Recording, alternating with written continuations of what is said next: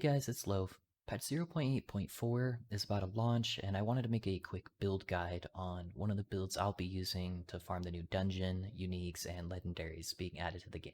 There are no nerfs to this build with the patch, and there will be a huge spike in the endgame damage and survivability with the new legendary items. Alrighty guys, let's go ahead and get into the build. Before we get into the passive tree and the skill tree for this build, I think first we should go through what is actually doing our damage. So Hungering Souls is simply the tool that we're using to apply Doom. Doom is a void damage over time that we're applying on enemies. It's not a spell, it doesn't physically hit, but it's something there that we're going to be scaling percent damage, void damage, and damage over time to scale. Alright, now that we've got that out of the way, we're going to get into our first skill, which will be Hungering Souls. This is what is applying the Doom stacks here for us, so we're looking for percent increased damage on the tree. Your first node, you'll want to get Necrotic Pact. This is simply a travel node and doesn't do anything for us. Next, we'll grab the 4 points into Grave Bond for the 60% increased damage. The most important nodes on the tree will be our Unholy Trinity. This is going to give us 150% increased damage, which is some of the highest out of any node in the game for a multiplicative damage source. This is only if we have exactly 3 minions, which we'll get into on our next skill. Next, we'll want to go over to Soul Swarm for the extra projectiles. Grab all 3 nodes here for the minus mana cost.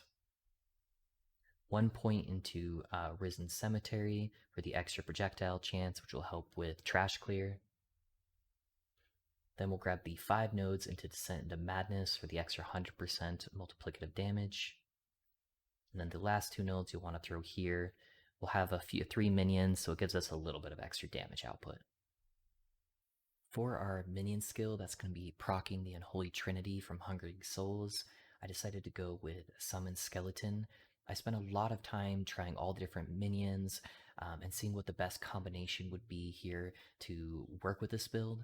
The biggest issue we're going to run into with this build at the late game is keeping your 3 minions alive. Since we're not playing Necromancer and we don't get a lot of those survivability nodes, and the minions themselves don't do a lot of damage to Leech, we had to find other ways to try to make this work, and this seemed to be the best solution for that. Now, because I have to come down here and grab Shambling Steel to remove the archers, so I only have Skelly Warriors, which is going to require me to take a +1 Skelly node.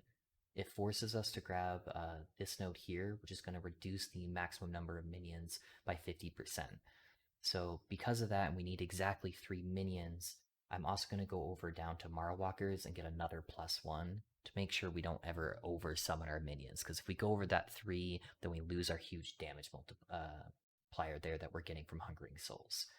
So the Unholy Rage is simply travel nodes. We don't care about the damage at all, simply to get that +1. We'll be taking the 5 nodes into Necrotic Conviction as well. Since we're only summoning warriors, that's going to give them 75% increased health. Our next nodes we're going to go over is Bone Armor. This is going to allow the warriors to cast Bone Armor on each other, which is going to make them take 40% less damage. Once you grab the 4 nodes and Impatience, which gives you cooldown recovery and extra duration on the Bone Armor, all 3 of your minions should have this up 100% of the time, which is going to be a huge part of their survivability. I'm not taking the node into Bone Share, which would allow them to cast the Bone Armor on me, because we're going to have another source for Bone Armor later in one of the other skills that's going to be much more effective, and I don't want them to spend the time casting it on me. I'd rather have them keep casting on each other, making sure they have that 100% uptime so they can stay alive. Then the last 4 points on this tree are going to go over to Marotap. It's going to give them a little bit of health. Since they don't really do a lot of damage, it's not going to be super effective, but it's our next best option here for the tree to add a little bit of tankiness. For the third skill, we're going to be taking Death Seal. For those of you guys that aren't familiar with this skill, how it works is you toggle to remove all ward and seal your health, preventing it from going above its current value for 5 seconds. You'll deal more damage equal to your percent missing health and take less damage equal to half your percent missing health. And we're going to be getting some nodes later in the tree that will change how that interacts slightly with this. For the first nodes, you're going to grab Corrupted Consciousness. This is going to give you increased damage per 3 missing health when you seal your health. Next, we'll grab the 3 nodes into Desperate Shroud.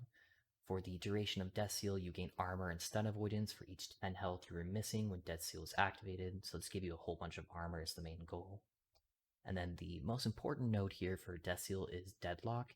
If your health is above 33% of your maximum health when you activate Death Seal, it is reduced to 33% of your maximum health. So basically every time we hit this, we're instantly going to go to 33% health, which is going to put us below our endurance threshold as well, which is going to give us not only the damage reduction from Death Seal, but also the 60% endurance damage reduction that we're going to be stacking with this build. Next up, we'll grab the 3 nodes here for the extra duration on Death Seal. The longer we're in it, the more damage we're going to be doing. Then we'll be going over to Soul Stability. This is going to prevent health loss from any effects that drain your health. This is going to be big for some of the passive nodes that we're going to be taking on our tree. After that, we'll go to the Quick and the Dead. When you release Death Seal, you are granted haste for the duration that Death Seal is active.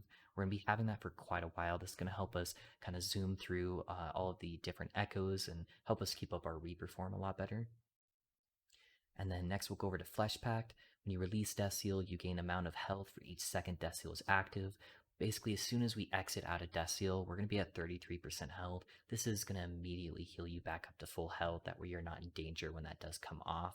The downside of this is you're not going to be able to do any death waves, which is normally why people build Death Seal, but we're actually going to get our damage from Death Seal from another source. For the final pieces here, we're going to be grabbing Devouring Release. You now release a single Hungering Souls every second while you are sealed. So because our Hungering Souls is applying all of our Doom stacks, this is going to be auto-casting this for us a ton. It's just going to help our clear out tremendously and do a crap ton of damage. We'll also grab the 5 nodes here just to add the Hungering Souls come out more often, so that's going to give you an extra 160% frequency. For our 4th skill, we're going to be taking Transplant. Transplant is going to do a ton of different things for us, and it's a vital piece for this build. So for starters here, we're going to want to go over and grab the 3 nodes into Acolyte's Fervor. This is going to give us 30% increased cast speed. It is going to increase the health cost of this, but we're going to have so much leech with this build, we'll immediately leech back up to full health. Next, we'll grab the 2 points here into Sadism. This is mainly just a travel point. We don't really care about these effects at all, but it is going to give you a little bit of damage increase while your transplant is on cooldown. The major function of this skill is going to be grabbing Pale Blood. This is going to give us 30 mana restored every single time we transplant. This is going to completely solve our mana issues on this build, so we don't have to really have any investment into mana. Next up, we'll want to grab the 3 points into Bone Armor. This is going to be where our Bone Armor comes from that I was talking about in the Summon Skeleton tree. We'll also grab the 2 nodes into Plated Bone. That's going to make it 20% and more effective. And the 3 points over here to give the extra duration of Bone Armor. As long as you're using Transplant on cooldown, you're going to have 100% uptime on this. And next we'll grab the Rain of Blood. It's going to give us an extra detonation. This is mainly just a travel point. We're not really using Transplant in this build for damage.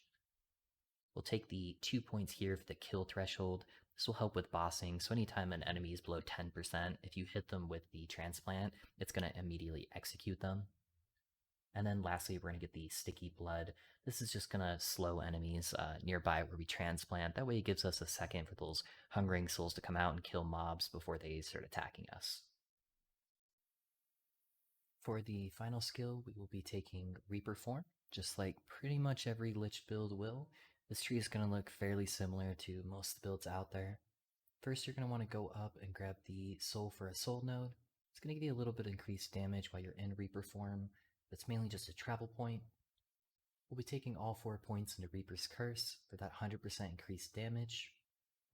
Take 2 points if the death comes quickly. This will give you a chance there every time you get a kill. That'll give you a movement speed increase that will stack up to 10 times.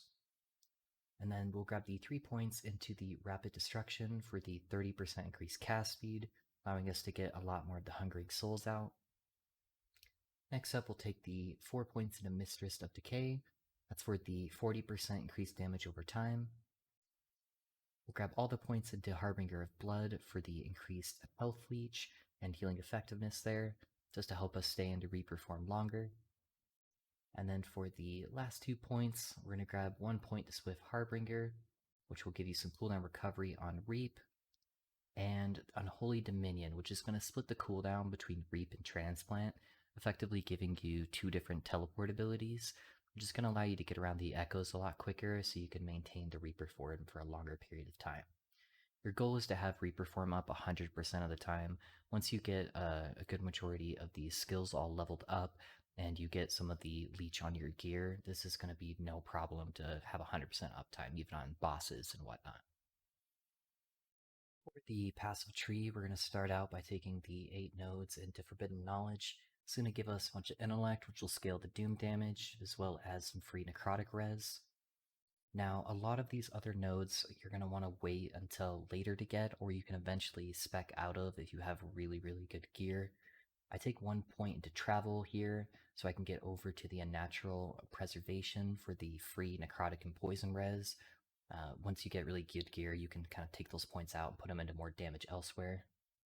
We'll also take the 8 points into Stolen Vitality. This can give you health and your minion. Like I was talking about earlier, keeping your minion alive is the hardest part about this build, so this will be pretty big. You can also take the 5 points here into Crimson Gluttony. That will give you increased minion health regen. The rest doesn't really matter. Over here, these are just both damage points. These are the last points I would take out of this entire tree. I would get all of your Lich points before taking these 2 nodes here. Next, we'll go into the Lich Mastery tree. You're going to want to start out with the Dance with Death for the increased damage, which is triple when at low life. You're going to be at low life a good majority of the time, anytime you're in Death Seal. Next, you'll take the 10 points here to get the intellect and the mana regen. We'll go over to Desolation for the increased damage over time. The minion part of this node doesn't do anything for us as we're not scaling any minion damage. We'll take all the points of Bed of Souls for the increased health for both us and the regen for your minion. All 8 points here for the extra intellect for damage. The reduced health regeneration doesn't really do anything since all of our regen is coming from Leech, so the downside of that node doesn't do anything for us. We'll take 1 travel point into 3 plagues, and then the 5 nodes into Contagion Engine for the 100% increased damage over time if you killed recently. We'll then grab the 10 points into Elixir of Death. This is going to make you take 50% less physical and necrotic damage if you've used a potion recently. However, it does make you drain 10% of your current health pool per second. As long as you have your Death Seal up, this is going to negate that negative side effect completely. So you'll notice in the gameplay footage, every single time I pop Death Seal, I'm hitting a potion right at the start of it. That way I don't have any of that negative side effect, but I have a huge amount of damage reduction. We'll then go to the 5 points here for the increased cast speed, movement speed, and leech. This is probably the most important node in the entire Lich tree. Soul Maw, it's going to give you a huge amount of leech and increase the actual health leech that you're doing. This is for all damage sources, including damage over time from your Doom. And then we'll finish it off with the Corrosive Consciousness. The spell damage won't do anything for us, but it will give us that 56% increased damage over time. Alrighty guys, next up we have the gear for the build. The gear is very, very important for this build to function. There is a required unique and a unique there I highly recommend for the build. In order for this build to function, you are going to need the Apathy's Maw 2-hander. This is going to give you a 100% chance to apply Doom on hit, which is where all our damage comes from. So without this unique, this build will not work. The other unique I recommend getting is at least 1 Siphon of Anguish. I run 2 of them in the build. It's going to give you more Doom chance, as well as some Doom effect and a bunch of Leech for the build. Both of these uniques are going to drop off Shade of Orbis, which you can farm on any of the Monolith trees. It's a random encounter boss that you can fight. It's going to take you a little while to get the Apathy's Maw, as it is the rare drop from him, but it shouldn't take you more than like 5 or 10 attempts, I'd say. That's about how many it took me to get mine. And then you should get the rings every single time. For the prefixes on your gear, your stat priority is going to be first getting minion health regen. This is going to be the main way you're able to sustain your minions since they don't do enough damage to have leech. It's going to be mandatory to get this on 2 to 3 pieces, depending on how high of a tier you get on it. Second, you're going to go for void penetration. You can't get this on a lot of pieces of gear, and there's nowhere on the tree that you get a lot of penetration, so you want to slap this on your amulet. Third is going to be void damage or damage over time. And fourth will be intellect and vitality. And then, of course, you want to make sure you get movement speed on your boots. For the suffixes on your gear, you're going to want to first make sure your resistances are as close to the 75% cap as possible. Second, you're going to want to focus on getting endurance cap at 60%. This is going to go into play when your in death seal and your health is at 33%. It'll give you that 60% damage reduction. Making sure your crit avoidance is at 100%. Getting your endurance threshold to as close to 33% of your health as possible. That way you're hitting that endurance that we were talking about with the damage reduction.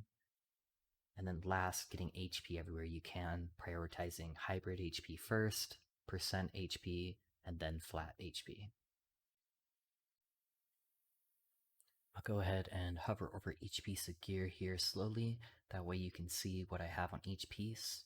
There will also be a link to this build planner in the video description for you guys if you wanted to follow it. As well as I'll also put the loot filter in here if you guys want to use the loot filter I use. I do use a pretty strict loot filter, so it's typically for your super end game. So it may be better to use the auto-generated one from the build planner site. As far as the idols go, we're mainly just looking for damage over time and damage while transformed, on top of getting resistances to make up for what you're missing. Other than that, on the smaller idols, we're getting void damage, damage over time, and vitality. And then for the 1x3, we're just getting double health. The last thing I wanted to go over is my plans for the new legendary items. If you guys weren't aware, in this upcoming patch, you're going to be able to craft legendaries, which you're going to do by grabbing a unique item and a exalted item, and you can fuse them together. It will get anywhere from one of the stats on the exalted item to all four of them, depending on a couple variables there. These are the unique items or the stats I plan to put on the current unique items already on the build. So it's going to be a little bit hard to follow, so I'll kind of explain what I have set up here. So anywhere on this build planner that I have a rare means that there's already a unique in the slot on the regular planner, and these are the stats I'm planning to put on there. So for this case, we have a Passives mod that we're going to be equipping, and if I am able to, these are the stats I would like on an exalted item to merge over to that Passives mod. And then vice versa, these are the uniques that I would like to use, and then whatever stats I had on the rare items from the previous planner, I would try to get those stats onto these uniques. This would be with almost perfect gear. This is going to be very, very top end. It's going to take a long time to get, but these are the items that I think would work best with the build, either for resistances or a huge damage multiplier.